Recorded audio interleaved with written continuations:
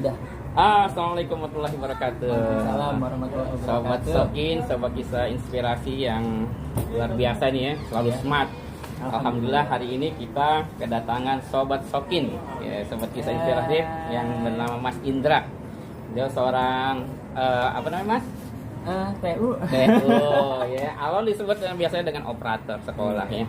Banyak pengalaman beliau dari berangkat dari yang paling dasar sampai sekarang sudah cukup bagus posisinya ya. Nah kita akan coba tanya-tanya nih sama beliau nih ya.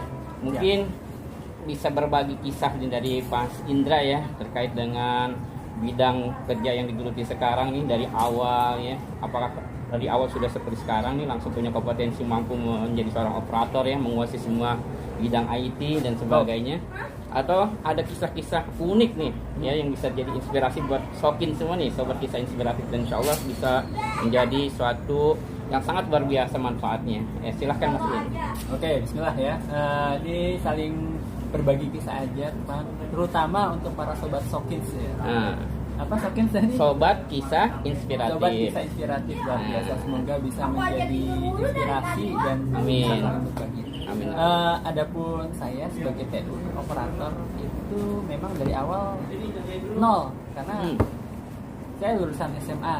Awalnya SMA ya? SMA. Udah gitu IPS lagi. IPS ya? IPS kan sedang aja dirasa. Jurusan yang berhubungan dengan tata usaha. Terus jalanin aja. Jadi setiap ada kerjaan apa aja dari guru, dari kepala sekolah atau dari pimpinan kita, terima aja dulu. Oh gitu ya.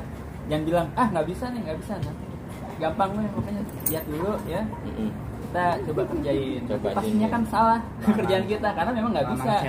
Nah ketika ada kesalahan, dari situlah tak ilmunya kita belajar. Oh ini harusnya begini, harusnya begini. Oh iya. Dan hari berganti bulan berganti tahun, semakin tahun itulah yang dasar ilmu pijakan yang bisa kita pelajari sampai sekarang. Ketika menemukan pekerjaan atau challenge peluang yang lebih besar atau pekerjaan itu bisa karena beberapa kali kesalahan itu. Belajar dari kesalahan ya. Betul. Ini paling dasar dulu Mas ini. Kan tadi katanya lulusan SMA ya. Yap. Nah dari situ langsung cari kerja pas lulus SMA tuh. Oke. Apa gimana? Ada historinya, sejarahnya. Jadi ketika lulus SMA saya sadar apalagi di ibu kota ini peluang untuk bekerja ya lulus SMA itu sangat-sangat minim ya peluangnya ya.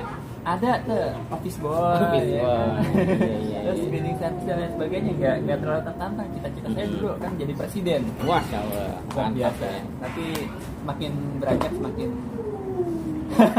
lupa, makin menyesuaikan diri ya. Adapun setelah SMA saya langsung tuh tertarik dengan yang namanya komputer. Awal-awal komputer dulu gede ya, masih pakai disket ya. Iya. Nah belajarnya dari mana? Alhamdulillah dekat SMA saya SMA di 35 Jakarta, Karet Pensiun. Itu ada BLK, Balai Latihan Kerja. Nah itu pelatihan dari Dari provinsi gratis ya. Gratis. Jadi di situ saya ambil BLK jurusan operator komputer. Itu bisa belajar Word, Excel, PowerPoint dan teman-teman. Masya Allah, lengkap ya. Dari situ baru saya punya ilmu dan berani melamar orang. Maksudnya melamar pekerjaan.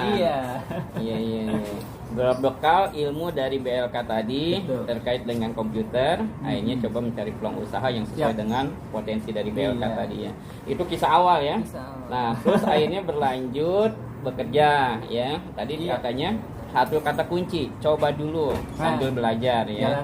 Jalani nanti di situ makin tahu kekurangan dan makin bisa perbaikan.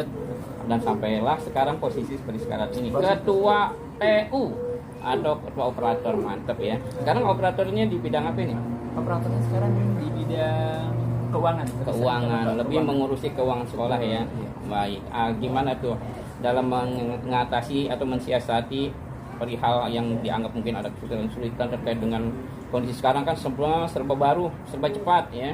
Nah, itu kan pasti menuntut sebuah kinerja yang luar biasa. Nah, ini gimana mensikapinya nih Mas? Dari pengalaman tadi cukup dari SMA, cuma berbekal dari BLK.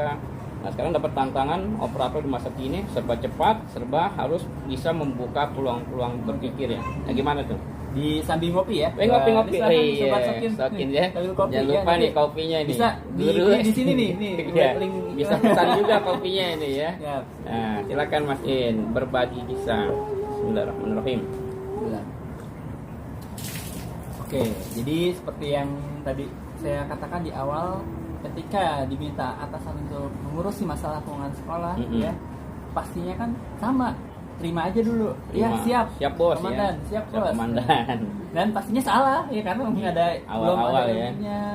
Dan lain sebagainya. Akan tapi dari belajar kesalahan itu nanti ada bimbingan, bukan cuma dari atasan kita, tapi dari rekan sejawat, guru-guru bendahara yang sudah dari dulu jadi diajarkan dari kita dari awal. Oh ini dasarnya begini, beranjak lagi dasarnya begini, beranjak lagi dan lain sebagainya, sampai dengan tingkat sekarang ada materi-materi juknis yang bisa langsung kita dapatkan secara otomatis. Jadi sekarang bisa belajar melalui otodidak. Tapi bukan otodidak di awal ya. Tapi di awalnya memang harus punya bekal dulu ya. Bekal dasar lah ya. Salah nggak apa-apa karena itu pupuk awalnya untuk ilmu kita nantinya. Dari situ nanti udah ngalir aja jalan. Benar. Pasti bisa. Berarti ada satu pembelajaran nih Sobat Sokin ya dari pengalaman Mas Indra kalau kita dengar tadi. Yang penting tadi dalam kita mau berupaya mendapatkan penilaian kinerja dari atasan kita atau sobat sejawat kita sesama pekerja ya. Ininya tadi satu, kita selalu siap ketika mendapatkan sebuah peluang, selalu berkata siap ya. Karena memang orang akan menilai kita dari kesigapan kita di dalam menerima tantangan. Ketika seseorang itu sigap menerima tantangan, diberikan peluang dia langsung oke, siap.